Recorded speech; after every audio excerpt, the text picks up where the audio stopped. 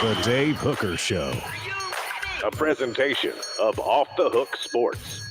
Objective insight, expertise, top guests. Available on YouTube, Apple, Spotify, and the Off the Hook Sports app. Download now for free. Also available on offthehooksports.com. I compute and obey. Now to Dave Hooker. Ready. All right, here we go. T. Martin days till the Vols play Virginia in Nashville. 15 days. And we've got a monstrous show lined up. A Football Friday with Fred, according to our analytics. He is your favorite guest, so we'll visit with him. That should be a whole lot of fun. Also, Deion Sanders says, fight, fight, fight. That's what he loves. And that's the exact opposite of what Josh Heupel loves. So we'll discuss fighting a little bit as Deion's like, go get in there. Get in there. Beat some people up, even though it's your teammates. There has to be a happy medium. Again, Fred White will join us. We'll discuss bonding in preseason camp because this is the time that you do it because it's brutal, it's hot, and you probably don't want to be there at times. Also, the Johnny Manziel documentary, I saw it. Caleb saw it. We might have different thoughts on that. Just real quickly, let's do Siskel and Ebert. Thumbs up, thumbs down. I'm actually thumbs up. I'm going to give it a thumbs up. Okay, fair enough. Thumbs down. We'll explain why a little bit later. I thumbs down Johnny Manziel as a person, so it's hard to make a good documentary on somebody that has never really reformed themselves. Put it that way. Fair. This sounds familiar. Tennessee projected to win 9 games by the FPI, so we'll get into that too. That's a big what the H for me, and it was last year too when Tennessee was an 8.5 over under out of Vegas to win 9 or 7 games. I thought was an easy selection at 9. I did think that they would win 10 last year, very likely. So I wasn't stunned. I didn't know that they would beat Alabama necessarily, but I thought that they would somehow manage their way to 10 wins. But 9-3 is where the FPI has them. And of all the projections, where would you rank FPI, Caleb, in accuracy and what they do? So we're talking PFF, FPI, SP plus. Well, and the AP and coaches poll. I mean, and AP and coaches poll. If we're going based on last year, you go SP plus. I would say if you like SP plus got it relatively right last year more than any other. But on an overall scale, I'd still go SP plus. I'd go SP plus, which should encourage Tennessee fans. No, it should. SP plus is like Tennessee for quite some time. 4 Downs now is brought to you by our friends at Zen Sports, and we're taking a look at the top true freshmen that are entering Tennessee's program and what kind of impact they can have. Let's go. 4 downs. 4 questions. 4 answers. The Dave Hooker Show. 4 Downs. A presentation of offthehooksports.com. I got some new insight on one of these cats, by the way, Caleb. Like from someone within the program. Yeah, like really good stuff. So I can add to this. So this column up, and it is by Caleb Calhoun on offthehooksports.com. The 5 freshmen most likely to make an impact in 2023, and it's brought to you by Zen Sports, the new sportsbook in Tennessee, revolutionizing the way you earn sports betting rewards. That means no more deposit bonuses that turn into deposit nightmares. On Zen Sports, what you see is what you get with their cash rewards program. You get a lot of cash, like Nico, who we'll talk about.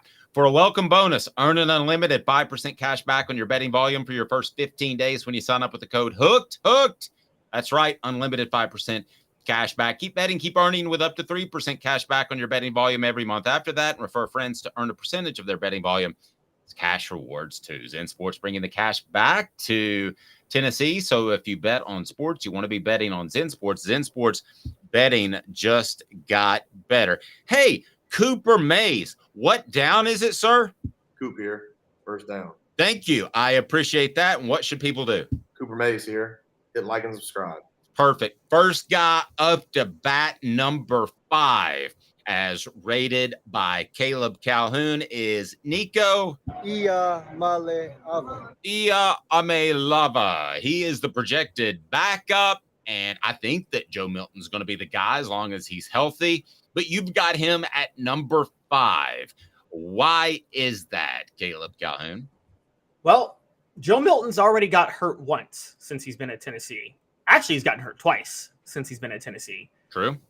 Combine that with there's still persisting questions about his ability to hold the starting job for the whole year, and the massive amount of hype behind Nico Iamaleava. I think all of these things makes it likely Iamaleava is going to play at least a few drives that are meaningful this year. Now, I don't know if that's because Joe Milton gets hurt or something like that, but I could see Milton getting – look, they're going to have to use Milton a little more in the running game than they used Hendon Hooker last year, and that's kind of a little disturbing for Tennessee because Hooker was actually, I think you agree, was probably even though Milton's bigger, Hooker was a more fluid runner than Joe Milton does. No question. And I was watching a couple runs. I guess it was because of this morning that it's T. Martin Day, 15 days until the Vols kick it off. But definitely when T got up and going, he was fast. And I think Joe Milton's going to be the same way. But there was sort of, he wanted to stay in the pocket. I think Joe Milton wants to stay in a pocket. When I was watching T, I was trying to place him somewhere on the Hooker Milton scale. And I thought he was closer to Hooker as a fluid runner, but not as fluid as Hooker. And there was a little bit of that stiff hips because he's used to being a quarterback and not an air quotes athlete out on the field. So, yeah, I think Joe Milton will be a good runner, but it's going to be a different runner. And he's got one thing that he's going to have to reconcile, Caleb, and that is he's going to be able to put his shoulder down and punish people. But we all know you don't want your quarterback repeatedly putting his shoulder down and punishing people. Right, exactly. I mean, you need that shoulder when they're trying to throw. Even if it's the left one and it gets injured, you need both shoulders because you need to be in the game. Right. And so that leads that bolsters the point that Milton's likely to get banged up at some point. And we're not talking a Hendon Hooker freak accident ACL tear. I mean, that's always possible. But I think Milton is more likely to take a hit that sidelines him for a drive or two. And so I think you're going to have some games where Iamaleava is going to come in and have a couple of meaningful drives. And that alone puts him on this list. Because funny enough, I talked about this on the column. Tennessee loses a lot of production. They also had a top 10 recruiting class, and they weren't where they needed to be talent-wise yet. You would think that would lead to a lot of true freshmen starting, but I had kind of a hard time finding which true freshman could have an impact this year. Yep. This guy will. What's up, everybody? This is Jacob Warren. Well, that's Jacob Warren. Jacob, what are you doing, man? Coop, what down? Cooper Mays here. Second down. Now it's your turn, Jacob. You can go ahead and tell people what to do. We'll work you in there. What's up, everybody? This is Jacob Warren, asking you to like, subscribe, and share. Dave needs this. He does. Everybody's on the program on a Friday. Ethan Davis will have an impact. I was told to somebody within the program, though, that all of the talk of him being further along and being a major impact player is a little premature. They really like what they've seen out of McCallan Castles. He's physical, probably faster than he gets credit for, really smart, has absorbed the offense. So maybe a week ago when Ethan Davis was talking in front of the media and was mature and has been better than most people thought. I think a lot of people, especially recruitniks, got excited about the 4-star tight end who reminds some people of Antonio Gates, the former Chargers tight end who was a basketball player and made that transition. That's kind of like Davis. But this is going to be McCallan Castle's year as the second tight end. That still doesn't mean that Ethan Davis won't make some plays, and it doesn't mean that Tennessee can't be very good with Ethan Davis next year. But he'll have an impact this year, no question. Yeah, I think so too. And I think there's Ethan Davis, there's a lot of elements you can use with him in the passing game that doesn't apply to a lot of other tight ends. Now, I would say Jacob Warren is a more complete tight end because you can trust Jacob Warren to line it up and block if you need to, which is I have to bring this up a lot. Guys, newsflash, blocking is still a part of playing tight end. It's as much a part of playing tight end as being a receiver. So it's why I don't have Antonio Gates in like my top 5 list of tight ends of all time, because he was a liability. Well, and he chose not to. He had the size and the ability. I mean, that's the frustrating part about Gates is that, I didn't think that Jason Witten really had the fantastic ability to be a great blocker, but he shielded at least. I thought that Gates a lot of times just thought it was like a speed bump. He didn't really want to do it. He just wanted to get over it. Let's go to third down. Cooper Mays here. Second down. Khalifa Keith. Second down. Wait, this is not the Colorado drive. This is not Colorado, Missouri, 1990. Third down. Tennessee center Cooper Mays here. Third down. Keeping me straight, Caleb Calhoun. Khalifa Keith. Speaking of alliteration, Caleb Calhoun, Khalifa Keith. First name is John, though. But John Jacob Jingleheimer Schmidt. All right, I got just a quick funny story. My younger brother's name is John Jacob Calhoun, and his name is my name too. All right, sorry. Hi, Khalifa Keith. Okay, so Khalifa Keith, there's no true goal line back this year outside of Khalifa Keith. Princeton Fant held that role last year because Lynette Whitehead got hurt. Fant is gone. Whitehead has transferred. Who else you got other than Khalifa Keith? So I think Khalifa Keith is going to be when it's 3rd and 1 on the goal line. When Josh Heupel last year, which give him credit for this, Dave, Josh Heupel was willing to line up under center last year on those goal line plays and pound it in. I mean, that was old school Philip Fulmer on the goal line. And he did that with Princeton Fan a lot. He's going to do that with Khalifa Keith a lot this year. That's why he's going to have an impact. Give me a good number 15 jersey. Give me a good number. Who is number 15? Jawan Jennings. Okay, Jawan Jennings. I'm going to call myself out. Nobody did on the message board, but I know that T. Martin wore 17. I'm sorry. I'm trying to write a book about the guy, and it's been a crazy thing. I misspoke earlier. It's not T. Martin Day. It is Jawan Jennings Day. Travis says that Keith is going to be another Travis Henry. I'm not completely sure about that, and I don't think they need him to be that, Travis. I think that's a little strong.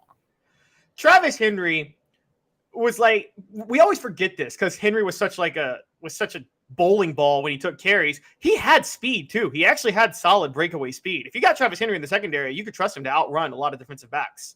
And you can't really trust Khalifa Keith to do that. Now, I mean, we forget Travis Henry was Travis just didn't have he didn't have the wiggle.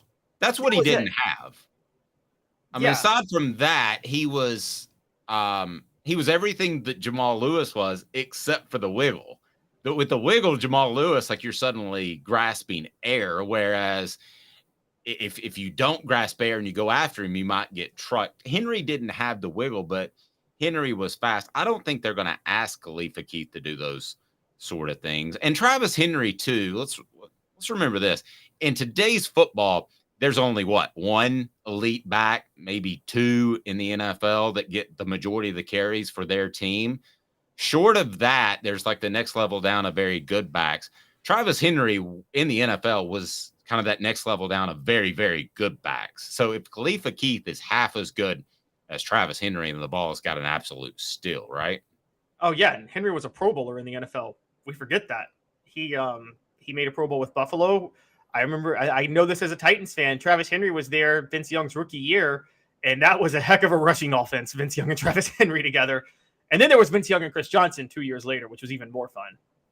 Nope, no doubt about it. And let's get to what down are we on there, Coop? All SEC center Cooper Mays here.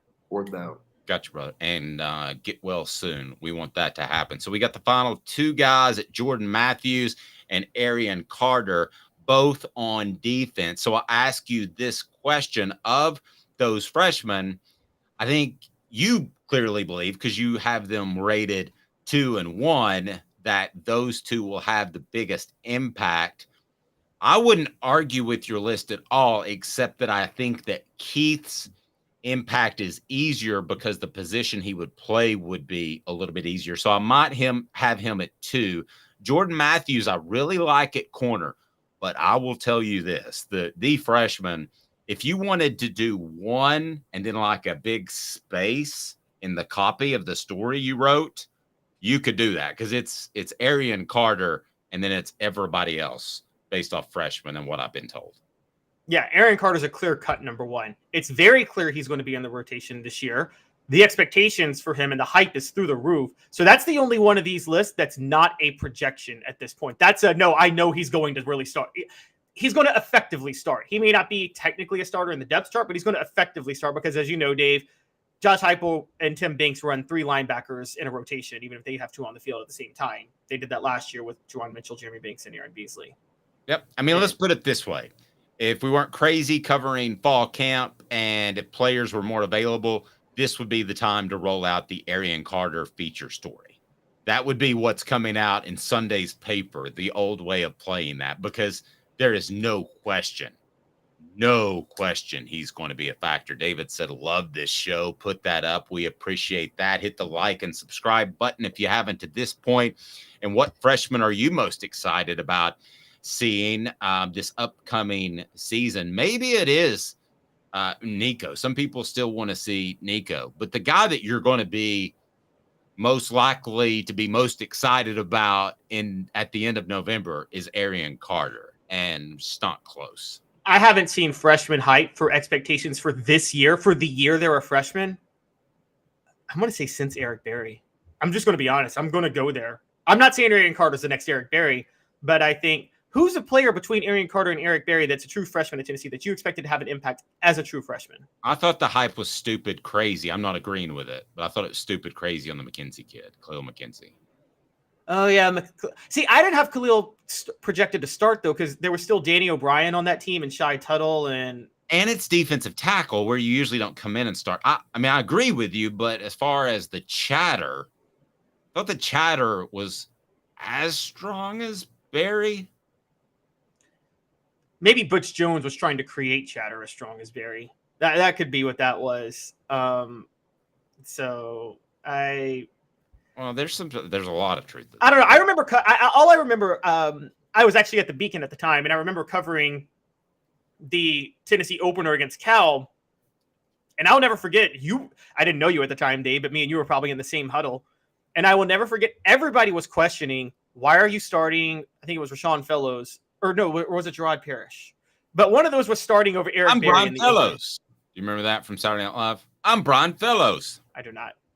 You don't remember Tracy Morgan's bit? That's crazy. Oh, my gosh.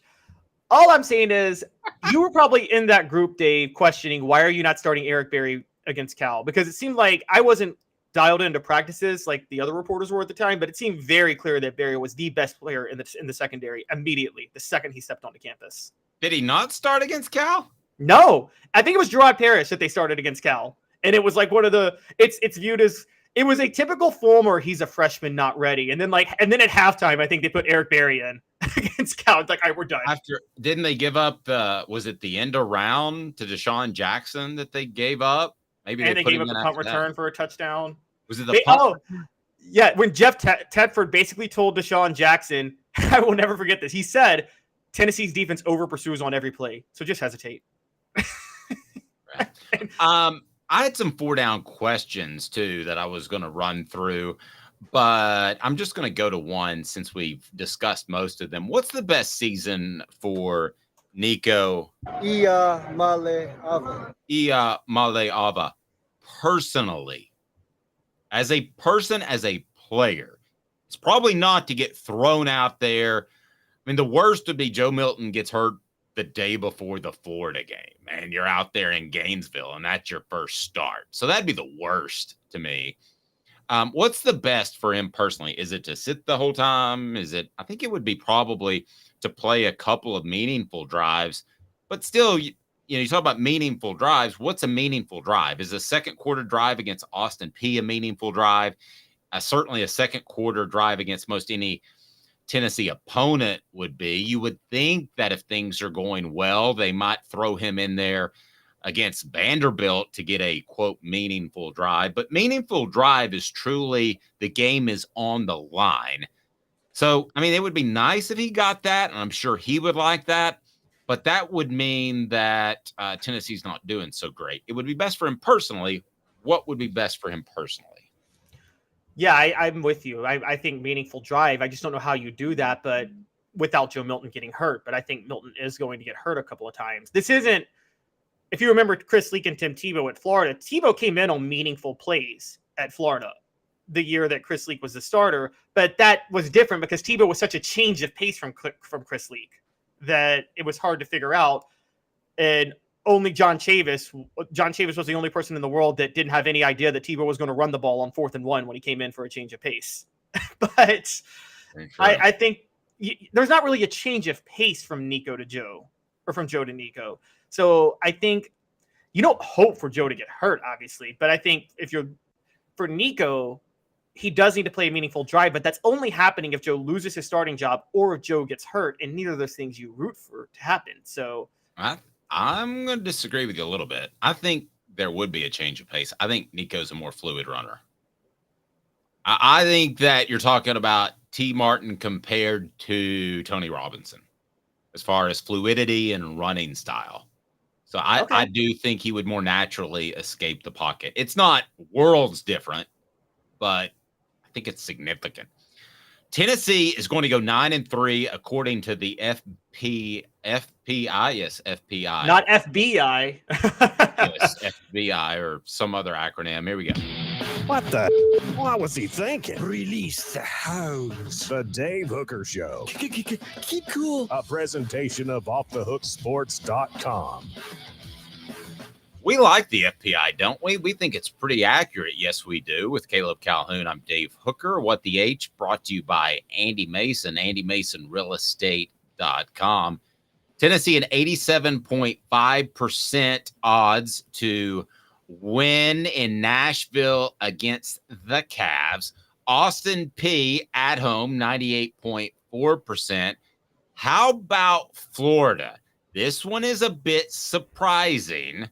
And it's brought to you by Andy Mason. AndyMasonRealEstate.com. Best prices and service in the biz. Andy Mason, AndyMasonRealEstate.com. He's got my real estate biz. He should have yours right there in East Tennessee. 40 years of experience in that market. He's awesome. Tennessee, according to the FBI, is an underdog against Florida. 48.9% chance to win. That's technically an underdog. Yes. That is. Well, Vegas had Tennessee as an underdog. 1.5 points. I try to think about this in the past, and I'm looking back through history. I don't know if Tennessee, as long as I've been covering and as long as you've been covering, I can't remember a time that Tennessee was ever favored against Florida in the Swamp. Maybe 2017. That would be the only time I can think of that they may have been favored against Florida in the Swamp. And I'm looking at it now. Somebody else, if you look it up before me, let me know. But I don't know who was favored in the Swamp in 2017. That's kind of the big question. But outside of that, yeah. By the way, SC Scout guy, so we'll get a viewpoint from outside of Tennessee. He likes the Gamecocks, and who can blame him? They're rising, we would think, under Shane Beamer. Says, honestly, everyone I talk to that is not a Vol fan thinks 9-3 is about right. I don't hate 9-3. I just, if I had to bet 10 or 8, I would take 10. But here we go. I mean, it gets started right now that they are underdogs according to the FPI. 48.9% chance of beating Florida. UTSA, 86.9% chance. I thought was a little bit high. South Carolina, 77.9% chance. SC Scout guy, sorry about that, but I'm not surprised. A&M a little bit closer, 66% chance of beating the Aggies at home. This one is one of the more stunning ones. Alabama, just a 15.2% chance of beating the Tide in Tuscaloosa after winning a year ago. What? I mean, that seems very low to me. I mean, I was going to think maybe 25%, 30%, but 15% chance? particularly when Alabama should be worse this year. Based on FPI data points and the way they do this, Alabama should be considered a little bit, actually significantly worse this year than they were last year. And so that kind of throws me off. And don't forget this. 2 years ago, Tennessee was within one score of Alabama in the fourth quarter. And that was when Tennessee was still rebuilding under Josh Heupel. So, yeah, this one's kind of a little shocking. And I'll also say this.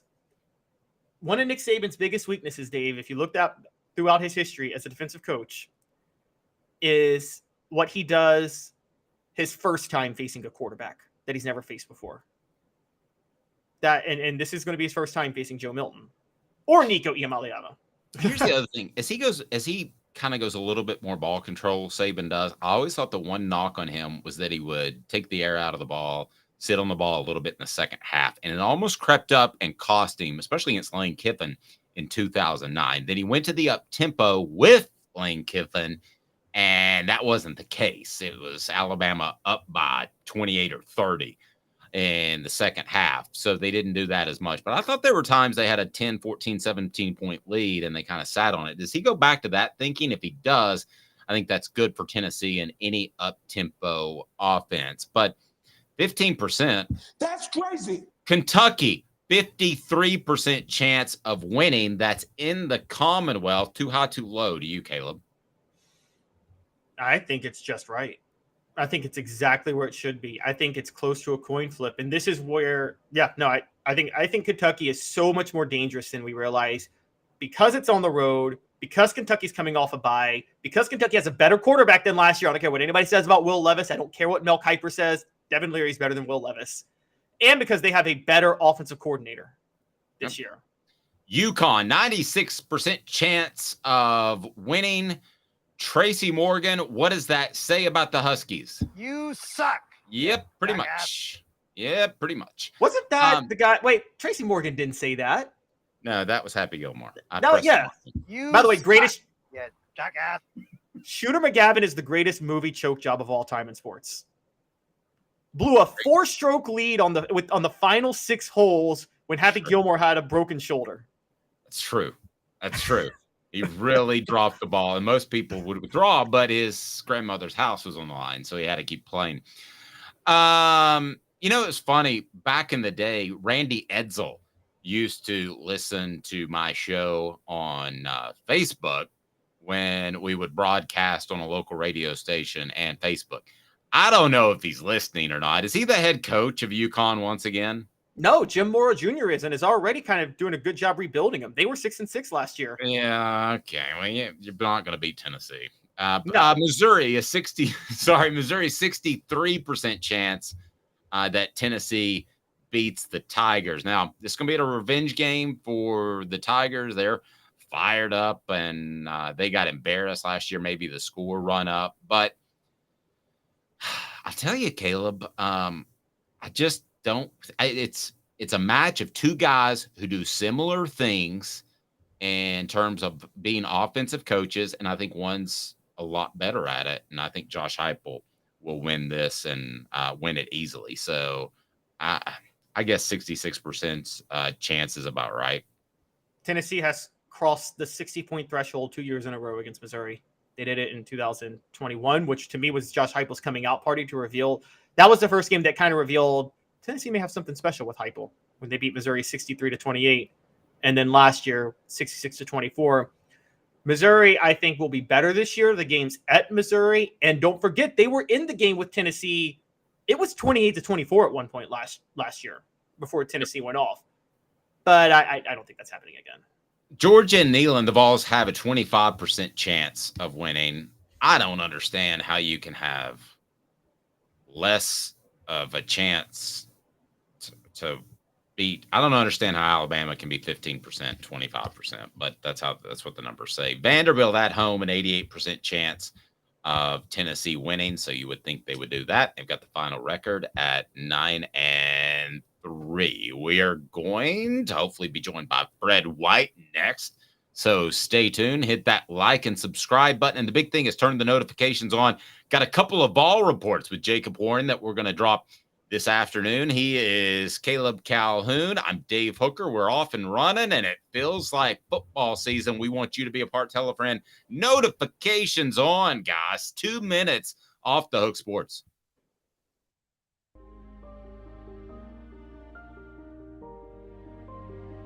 Our family has been creating one-of-a-kind pieces of jewelry in West Knoxville since 1986. Each piece is a combination of unique processes that bring your idea to life. Every day in our shop, a truly special item with a story all its own is being manufactured in our facility, bringing the history and family sentiment into a whole new generation of life. We're grateful that you chose us to be Knoxville's best jeweler, a title that we value and respect. Because to me, being a jeweler and owning a jewelry store are not the same thing. I'm Rick Terry. I'm a jeweler, and we want to be your jeweler. Kingston Pike and Campbell Station Road in the heart of Farragut, and downtown on Gay Street right next to the Tennessee Theater. Hi, Mike Davis here with City Heating and Air, reminding you to always dare to compare. Our team provides quality local heating and air service, installation, and maintenance across East Tennessee. We use only the best equipment like American Standard heating and air conditioning for your residential, new construction, or commercial needs. Honesty, dependability, and customer satisfaction have been the cornerstones of our business since 1961. City Heat and Air. Dare to compare. These mountains hold and defend a spirit far better than moonshine. A drink that holds flavor, that becomes necessity. A hard cider made and relished by folk who are as hearty as they are legend. A refreshment that can only be found in one place, with a taste that makes you say, give me 3 bottles of the good stuff. Tennessee Cider Company, where necessity can be found. Who's this guy? Hello, wizard. The Dave Hooker Show, a presentation of Off the Hook Sports. What? YouTube, Apple, Spotify, and the free Off the Hook Sports app. Back to Dave Hooker. Say something insightful for a moment, Caleb. Taylor Swift has released the cover for Taylor's version of the 1989 album, guys. Who's excited about that? I know Dave is. Not me. Checking in on Fred White. So hopefully he'll be able to join us here momentarily, as I know Fred has a lot going on, but we'll connect with him. And guess who we're going to talk to next week? I will go ahead and provide a hint. He played defensive end. He had a great career in the NFL. His team is often spelled by its fans. Team name. His professional team, you mean? Professional, yeah. They don't go VOLS, Vols. But that's not the worst chant in the world. Pretty sure I know who you're talking about. Who is that? It is Sean Ellis. Yes, it rhymes with Ron Dellis. But there'll be a couple of Jacob Warrens up there too. And Fred and I had a chance on the Celebrate 98 series brought to you by Tennessee Cider Company, tncidercompany.com. Use the promo code HAT and you will get some free swag with any purchase. So you can purchase their cider just about any place in the United States of America. We did kind of a hall of fame and who's the toughest, who was the hardest worker, the most competitive, but you couldn't pick Al Wilson. So you could not pick Al Wilson, and Fred couldn't pick himself to take him out of that equation. So that's what we did. It was pretty cool, and we enjoyed it. That is up on the YouTube page now. So subscribe, like, and turn those notifications on. And Rocky Top Tom says, I'd rather listen to Chinese opera than Taylor Swift. I'm going to back Caleb Calhoun, a very good friend of mine, actually, Stacey Oliver, who just wrote her first couple of pieces for the website. She talked me into listening to the Karma song, and I'm going to give kudos. That's pretty strong.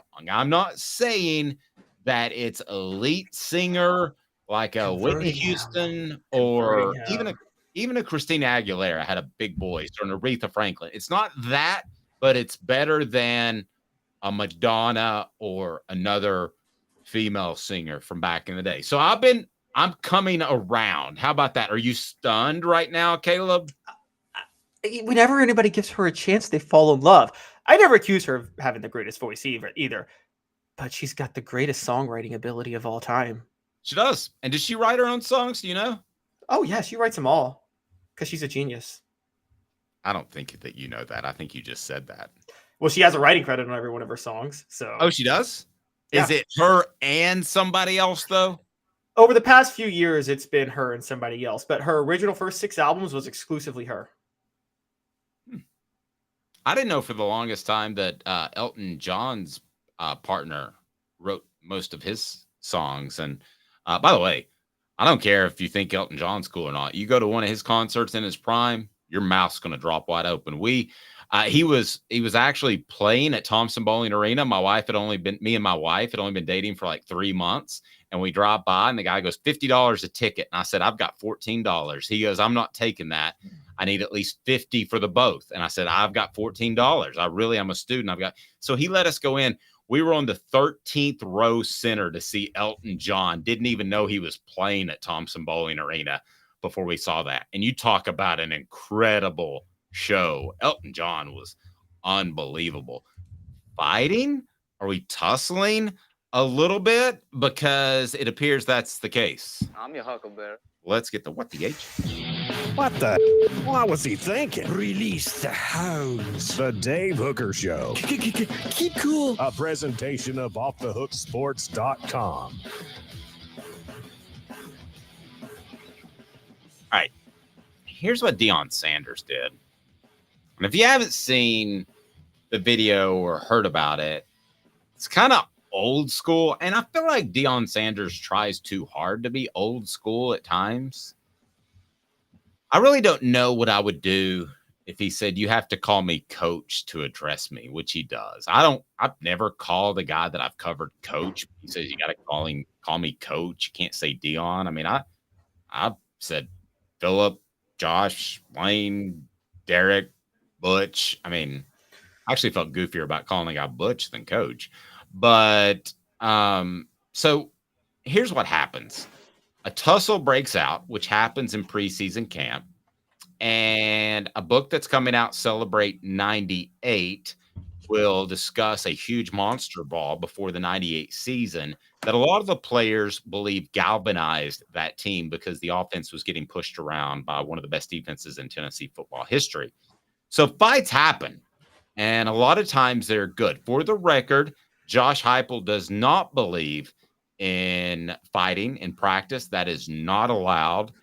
And I think each coach is a little bit different. Probably the younger you are, the less likely you like fighting. The older you are, you're okay with it. So Deion Sanders is okay with it and actually encouraged his players to fight, saying that you're not standing up for your teammates. So let's turn it to Tennessee. Should the Vols be fighting, or should they walk away from a fight, or is there a happy medium? I've been around practice and a lot of fights, well over a dozen, and I've covered probably 1,000 practices. So it's not unusual. It's always just been part of it. I think if Caleb and I, if we had to go outside in the backyard and run into each other 80 times a day for about 20 days during the month of August when it's hot, we would probably fight. So I think it's part of football. Caleb, your thoughts on fighting in preseason camp? Well, first I want to say it's really rich coming from Deion Sanders, who was notorious for avoiding contact when he played. Like, that was his thing. He didn't even try to learn how to tackle. And so I think that's really rich coming from him. However, when it comes to fighting, I think it depends on how your team is built. And I do think it's a little old school in the sense, you know, when you played in the 90s, there was still the whole toughness wins out in football. And the 98 team was definitely built in that identity. We're tougher than anybody else. But if you are I don't like to use the term finesse, but I do think Tennessee is more of a execution-oriented team now with Josh Heupel. I don't think fighting is as crucial because they're more focused on executing, not just out manning you in one-on-one matchups all the time. And so I think there's a little bit of a difference now. So I don't think it's a big deal that Josh Heupel doesn't like fighting. I mean, it reminds me of Peyton Manning in the NFL. Peyton Manning was obviously about more about out executing you. So he didn't like fighting in practice with his teams. He really didn't. And he even said one time, you fight, you're going to get a 15-yard penalty and cost your team the game. And so it's not like the 90s, 80s tough defensive-minded teams that, the Jimmy Johnson Hurricanes or the 90s Vols or anything like that you wanted to fight because you wanted to reestablish your dominance. To take it to basketball, the bad boy Pistons wanted to fight. They wanted to establish their dominance by fighting. The Bulls didn't want to do that because they had the star power, so they didn't really care. But you can't back down either, which I think that's what Deion Sanders was talking about. Travis asked, who would win a fight, Dave or Caleb? Let's bring Fred White in, and we'll get Fred's thoughts. Fred, who would win a fight between me and CC Caleb Calhoun? Fred, who do you think would win a fight?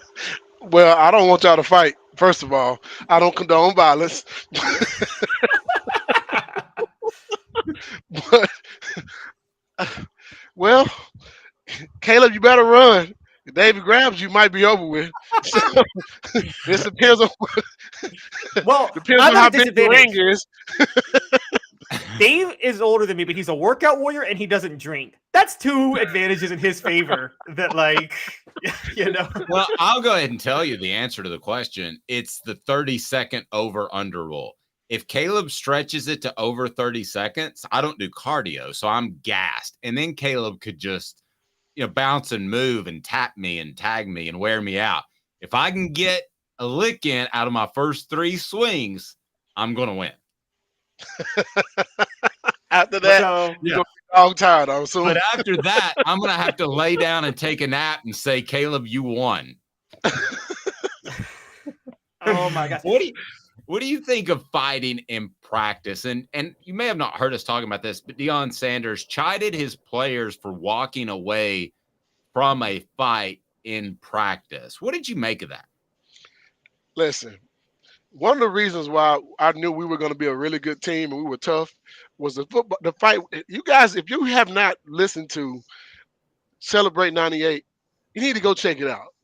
We talk about big fights on there, and the one big fight we had before that 98 season was an all-out brawl, offense versus defense, and it was intense. But you also knew one thing.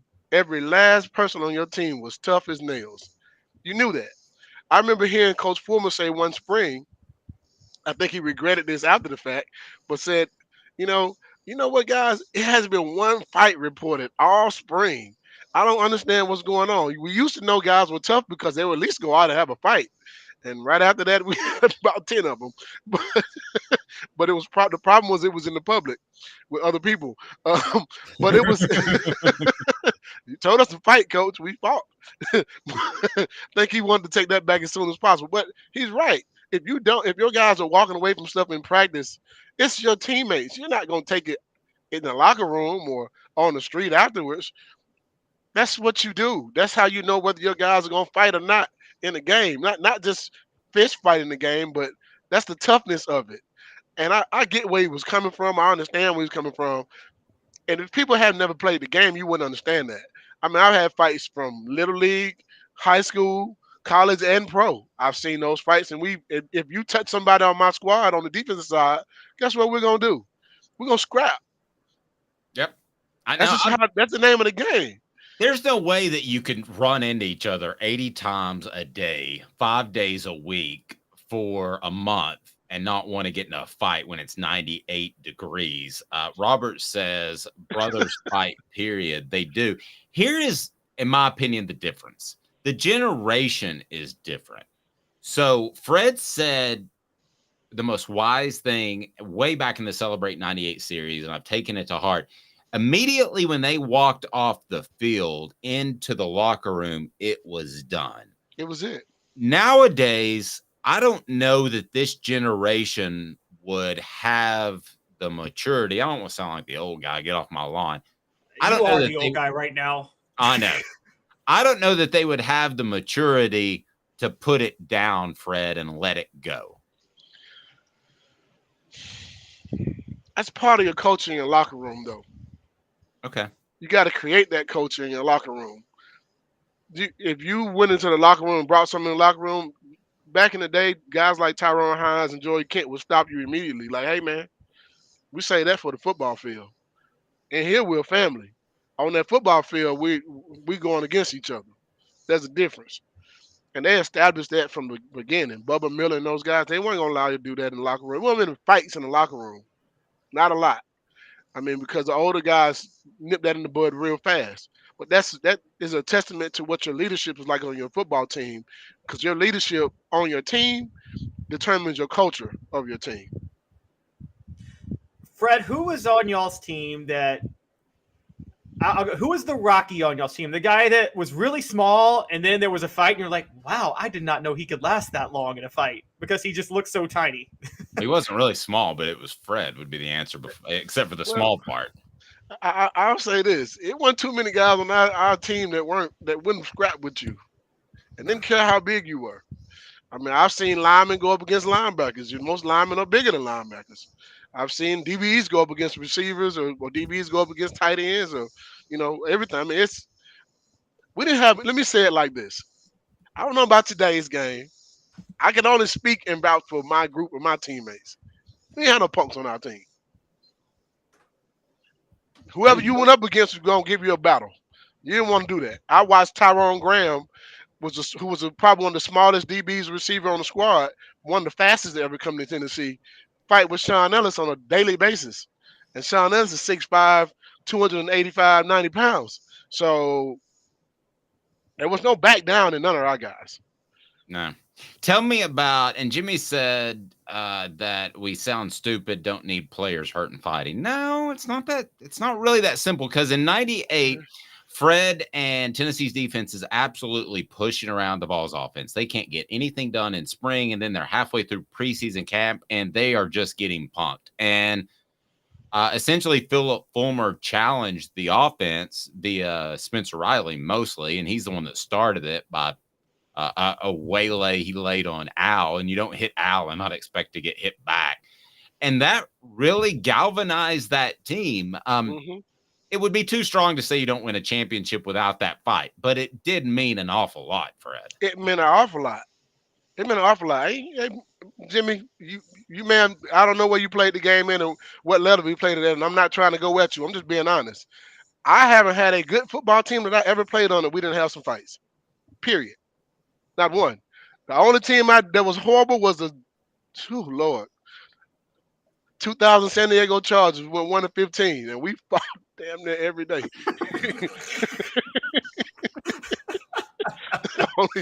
Lost more games in one season than I ever lost in my whole life. So, yeah. Did you win any fights? I won every last one of my fights. Keep in mind, in 1997, Leonard Little started the season with a cast on his hand. Came from a fight, but he still had a stellar season. And was still you remember who he hit? I don't remember exactly who he hit, but I just know it was a big fight. It was a brawl there too. Wow. Have you ever lost a fight in preseason camp? Dave, I ain't lost too many fights in my whole life. I didn't think so. Fred, I was talking. And listen, I'm not trying to act like I'm Mike Tyson and them, but the difference between me and the next person is I'm willing to do a lot more than some people are willing to do to win. Especially when it comes to a fight. I have never heard of a fair fight. Not ever in my life. Yeah. My grandfather taught me that one. Yeah, there's no such thing as a fair fight. I mean, because if you're putting your hands on me, that means you have intentions on hurting me. So I have intentions on hurting you at that point. What was it? Pirates of the Caribbean. I don't know if y'all saw the movie where Jack Sparrow and Orlando Bloom's character. Orlando Bloom's like, in a fair fight, I'd kill you, and Jack Sparrow was like, well, that's not much incentive for me to fight fair, then, is it? I mean, the word fight. I mean, unless you're in a boxing match and you got gloves on, there's rules, right? But if this is just a fight, sometimes there's not a rule to fighting. But the rule is different. It's a rule when you're fighting your teammates. You don't go below the belt. You don't try to hurt someone. It is really just getting it's a mano-a-mano macho type of thing, really. And it's finding out if your teammates are tough or not. If you when you first got to Tennessee, somebody was going to try you. And the guy who tried me when I first got here as a freshman was Chester Ford. And Chester Ford is one of the strongest guys that ever played at UT. I mean, he's a fullback who will knock your head off. I never forget him trying to scrap with me. But I knew one thing. I'm not scared of anybody. I'm going to make sure you understand I'm not scared of anybody. I may lose this battle, but I'm going to win the war. Because you got to see me the next day, and the next day, and the next day, and the next day. I'm going to win one of them battles. All I need is one win. So you were okay. Fred's role, let me give a little bit of insight, was oftentimes mentoring the freshmen. So how when freshmen would be tested, be it Chester Ford fighting you or some other freshman, what was your role in terms of, I don't mind you testing this freshman, but don't take it too far? Where was the line crossed? Where was that line? That was the one thing we never crossed that line. And usually the guy who tried you ended up being your big brother. To this day, me and Chester Ford are like, that's my dude. I love that guy to death, and he loves me to death. And he'll bring it up sometimes. Man, I had to try you to see if you had it in heart. You know what I mean? Like, yeah. And he realized I had heart, so he took me on his wing at that point, and been my big brother ever since. But that's how it works. I mean, you got to test the guy to see if you got what kind of heart you got. You don't have any heart, I don't want you on my team anyway. I mean, you can still be on the team. I'm not a coach. I can't tell you to leave, but if you back down, guys are gonna know that you might back down in the game. You ain't gonna fight. All the guys who you knew had some toughness about them, you knew they're gonna be tough in the football game. It's tough to get us all together sometimes because we're spread out across the nation on Off the Hook Sports, but we are going to be in Dallas for SEC Media Day. So maybe Fred could come along, and as like a team building thing, he could just beat the hell out of Caleb. I got other ways of testing Caleb. I don't want to fight him. Well, I'm the guy, I will say, y'all can younger generation shame me because I'm the guy, if I were on the practice field, I'm not fighting. But if you're fighting, it's going on the internet. And it's going on the internet because of me. I'm the guy I will make sure to appropriately film it from the right angle, and World Star is going to get it. Hey, so I don't fight no more unless I have to. If I'm fighting, that means my life depends upon it. That is the only reason I'll be fighting. I wouldn't be able to move for 5 days. You remember how you used to get in a fight, Fred, and the next day you were kind of sore, and especially I did. And when I was 18, 19, I'd get in a fight, and the next day I was kind of sore. And now I wouldn't be able to walk. Well, Dave, I'm going to tell you the difference between me going to the gym and you going to the gym is two different things. I got two nephews who I need to make sure they understand that Uncle Fred is still the dude. So if you ever try me, I'm going to make sure I can whoop you. That's why I go to the gym. I go to the gym just in case somebody tries me and I have to defend myself. I go do kickboxing because of that. I go do Muay Thai because of that. I need to make sure that if I ain't stronger than you, I got other ways of beating you, just in case I have to have a situation where I have to have hand-to-hand combat. Plain and simple. Just for the record, Fred White goes to do chest day, lays down. What are you using? How much weight are you using for reps on chest? It depends. We do a different type of workout. We start out at 185 for 20, 215 for 225 for 15. Then I go 275 for 10, 315 for 5. Then I go back down to 225 and I do 2 sets of as many as you can do. The goal is to get 20. Good gracious. I could do 185 maybe 5 times. Fred, were you the if I could do an analogy, were you the Steven Jackson on the Vols? And for those who don't get the reference, when Ron Artest went into the stands in the greatest fight of all time, the Pacers-Pistons brawl, Steven Jackson was like, I don't care who started it. My brother's in the stands, and I'm going to go beat up some fans. Was that you? Unequivocally, without a doubt. That's my teammate. That's my brother. He might be wrong. but I'm not gonna let him go through that situation and get beat up. And that's my teammate. I'm gonna make sure I go up there to get him out of there. If I gotta fight my way to get him out of there, I'm gonna fight my way to get him out of there. If I gotta fight to get to him, I'm gonna do that too. But I will tell him he's wrong at the end of the day. In the moment, I'm gonna make sure I save my teammate. Plain and simple. Well, Steven Jackson didn't try to get him out of there. Steven Jackson was like, "I want some punches in here too." I mean, I'm gonna throw some. If it requires me throwing some punches, I would have done the same thing. That's my teammate. I'm gonna make sure he's good. Now, is it right or wrong? It may be wrong, but I'll guarantee you one thing: that's my guy. That's my teammate. I'm going with him. Same thing Dion is saying. If my teammate is fighting the DBs and they all jumping my guy, don't you run away from that. You better go over there and help him. Yep. He needs to know you got his back. Plain and simple.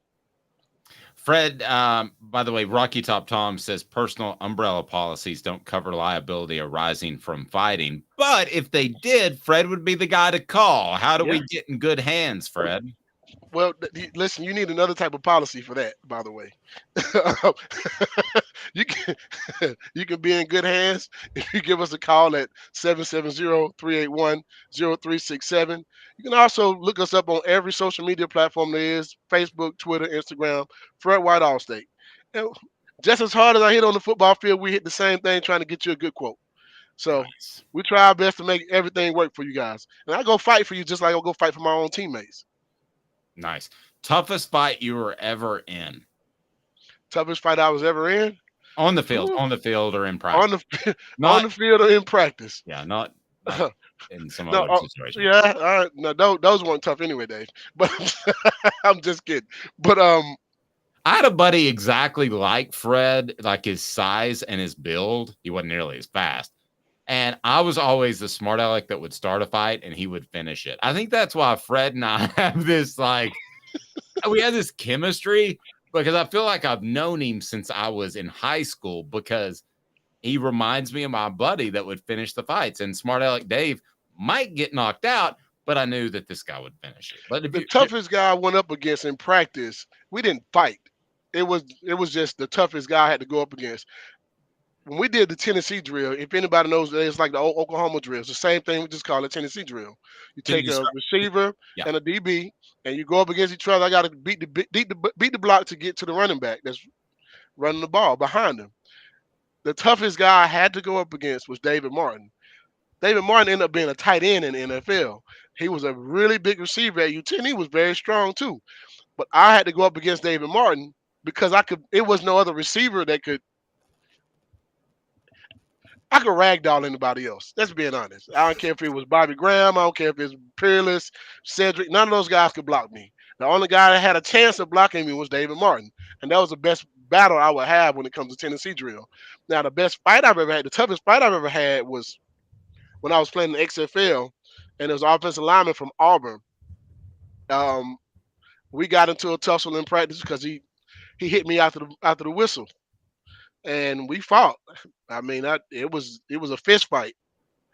And I just remember a few plays later, they ran a play, and I knew he was pulling. Well, I didn't know he was pulling until I actually read the play before the play started. And I knew he was pulling, and I beat him to the punch. And I hit a 320-pound dude in the chest and knocked him flat. So needless to say, I won the battle. He might have won. I won the war. He won the battle. Yeah. Very true. Very true. So let's change gears a little bit because I want to get your thoughts. As the Johnny Manziel documentary came out, Caleb and I have watched it. Have you seen it yet? I have. It's amazing. Yeah, it's good. The problem I had with it is that it was supposed to be the truth or whatever. And then like only the last 10 minutes dealt with his issues. I thought that they could have gone a little bit deeper in that, but that's just me. But they talked about how Johnny Manziel changed the expectations at A&M. He changed the type of money that came into the program. Mm-hmm. Totally different dudes. But to me, that sounded a lot like what Peyton Manning did to Tennessee. Fair comparison?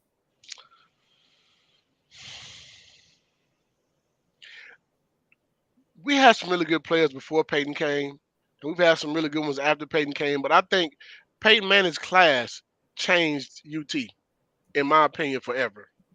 That was the number one recruiting class. You got receivers that were the top receivers in the country that came here. Marcus Nash, Peerless Price being one of the top guys, but the Peyton that he came in my class, the class after.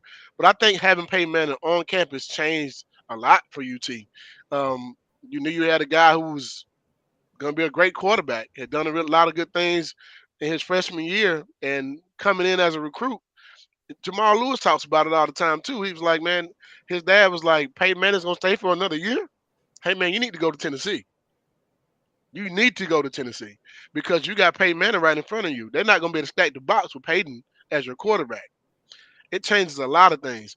We got offensive lineman. Jarvis Reeder was the number one offensive lineman in the country. He was a Super 5 or something like that in the country. He was the number one tackle in the country. He came to Tennessee, that same class with Peyton and those guys. Terry Fair came from Arizona. You look at Andy McCullough. He was one of the top receivers. So was Greg Kyler. All these guys came to UT as some of the top players, that same class. I think that class is a class that changed Tennessee forever when it comes to like getting to the point of winning SEC championships and national championship. We don't win a national championship without some of those guys that were from that class.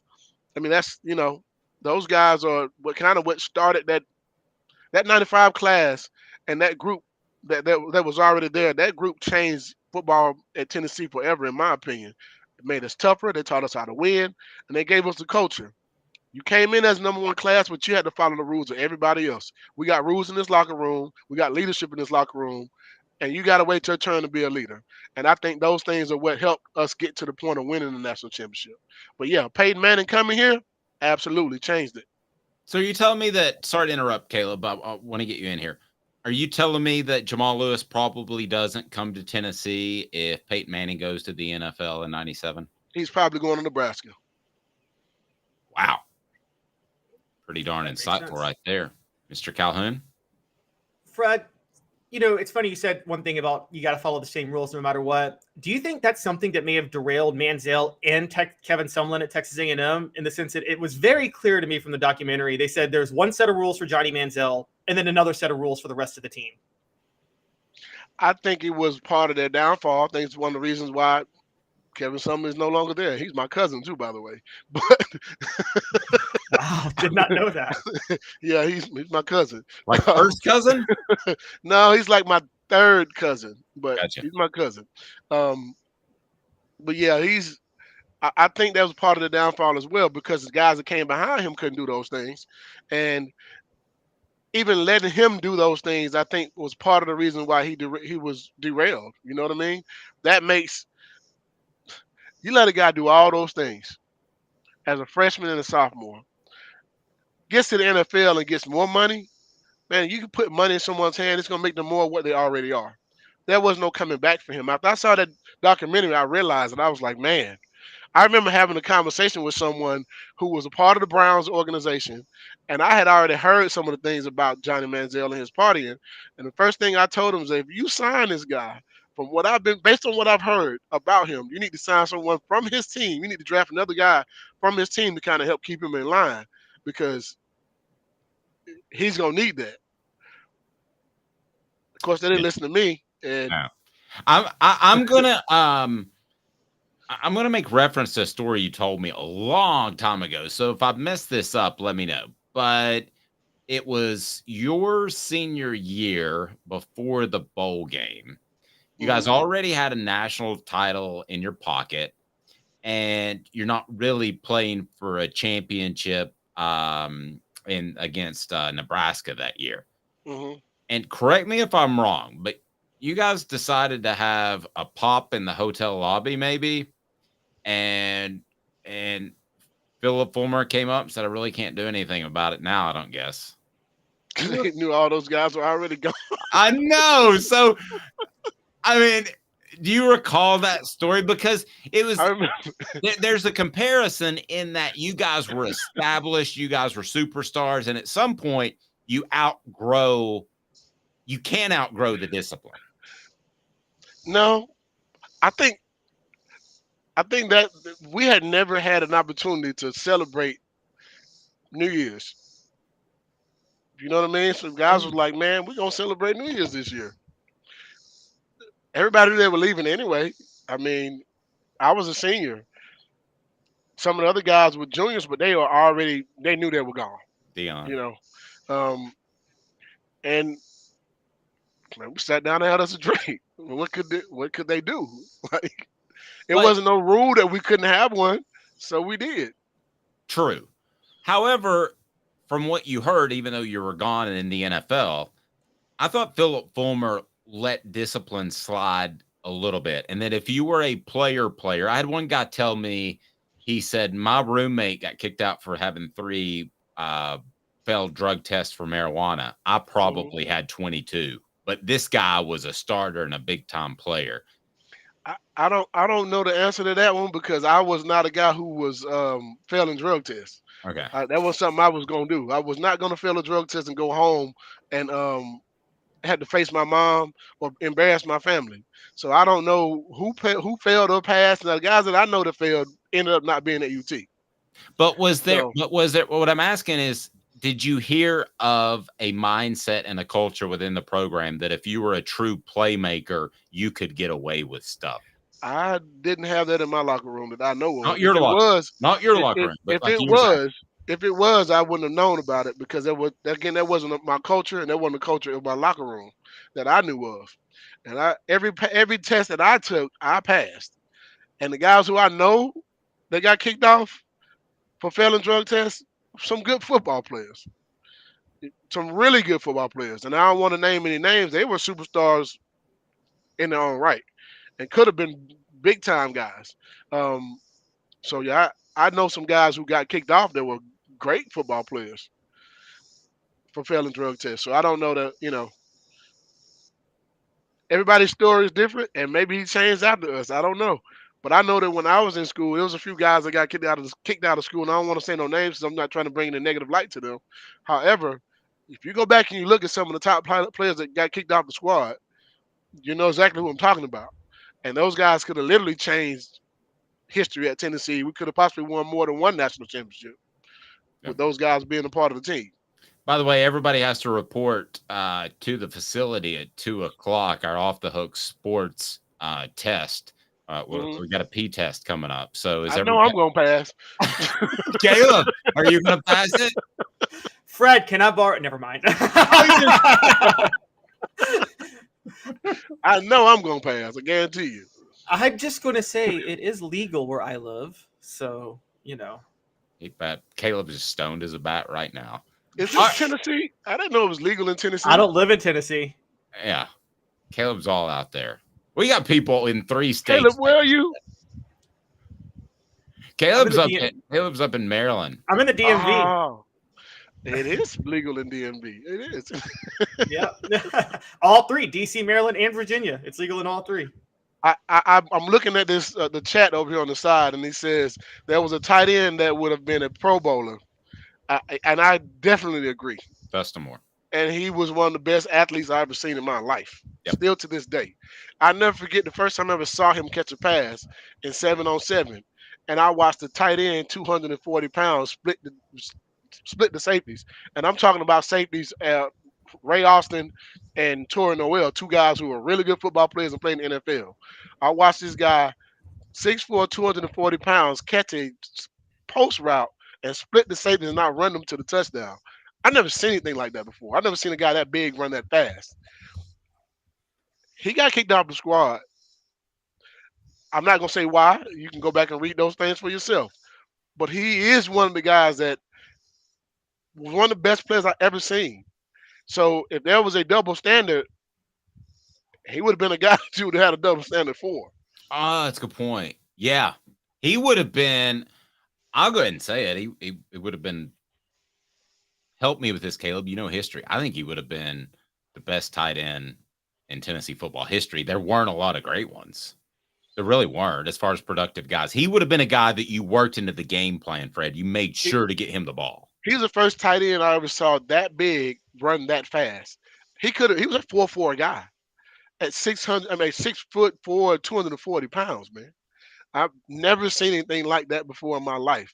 Now, guys are more athletic now, those type of things. You got those big guys that can run like that now. But back then, he was an anomaly. I had never seen anything like that before. He was one of those guys that I called home about and say, hey, man, I just watched this tight end at 6'4", 240 pounds outrun 2 safeties.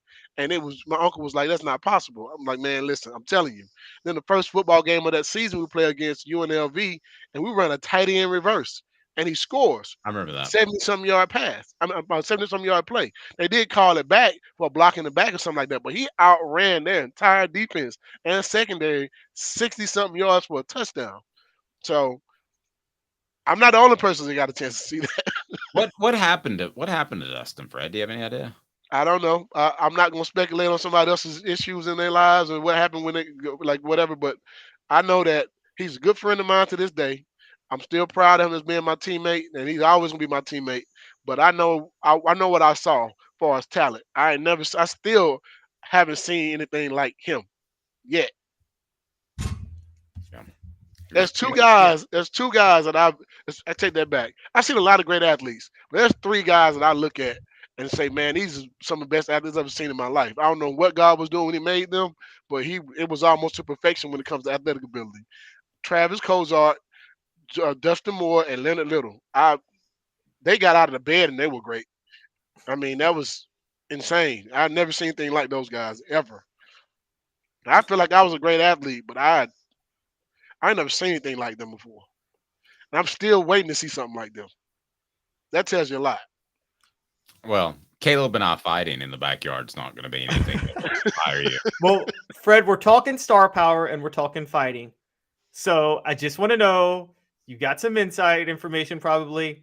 Who's the one player that fought Peyton Manning in practice? Nobody. Nobody fought Peyton? Manning? Hey, man, that offensive line would have killed you, man. Did anybody get close to fighting Peyton? Did Peyton ever? Because I know he got in people's faces a lot, didn't he? So, hey, man, the offensive line would be the only people he would have probably got into it with. Ain't nobody on the defensive side of the ball going to touch Peyton.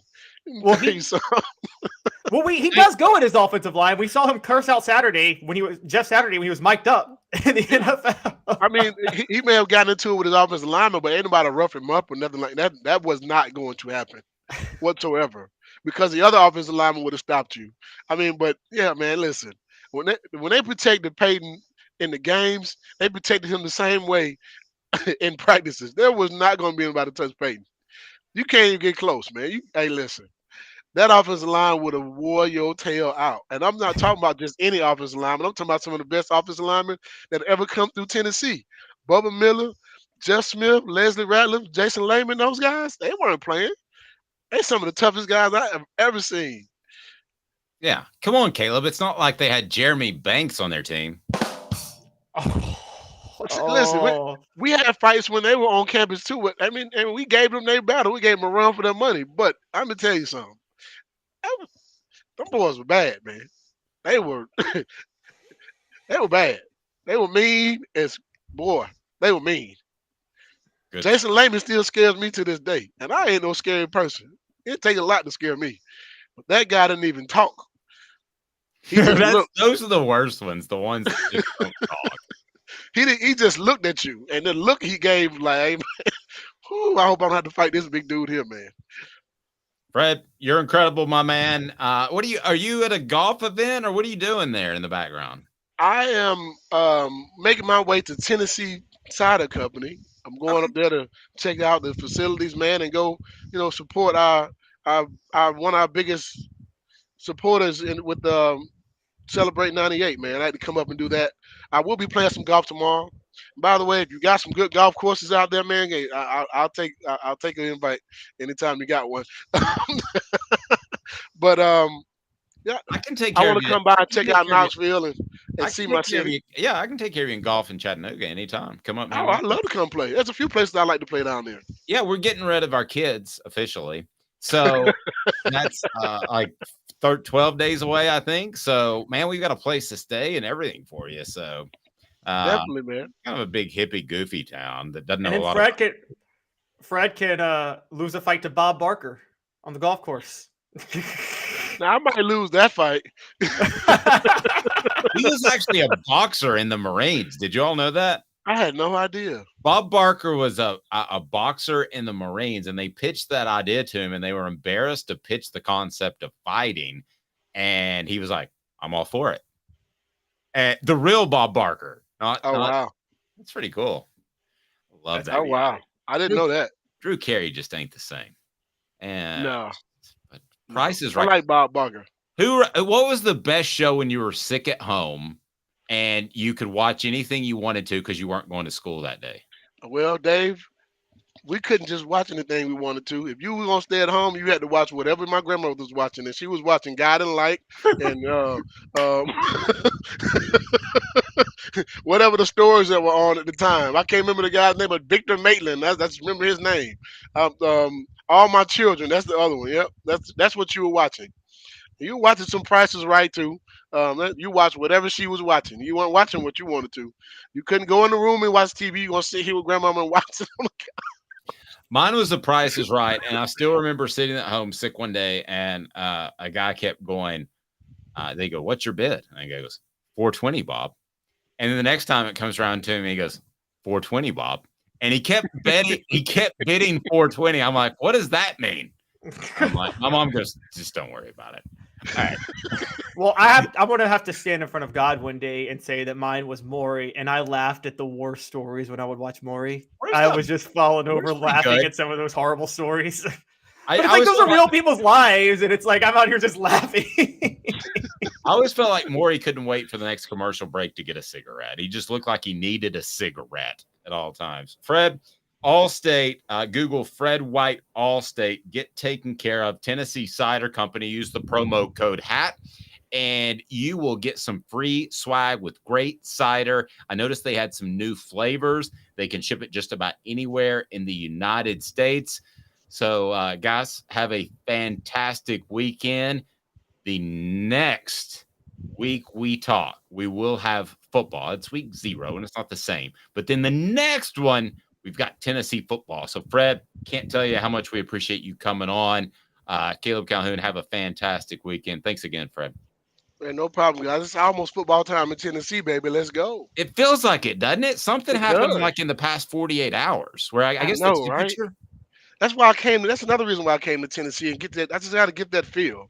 It smells like football. Let's go, baby. I remember Bobby Bowden said we interviewed him when he got the General Nealon Award, and he said he had retired, and he said, well, I don't know what it's going to be like in the fall because I usually have to go to the restroom a lot more. I'm like, what do you have, like some sort of bowel issues when you get close to football season? And he goes, no, I really got to pee a lot more. Bobby Bowden, when it got close to football season, had to pee a lot more. We leave you with that. This has been a presentation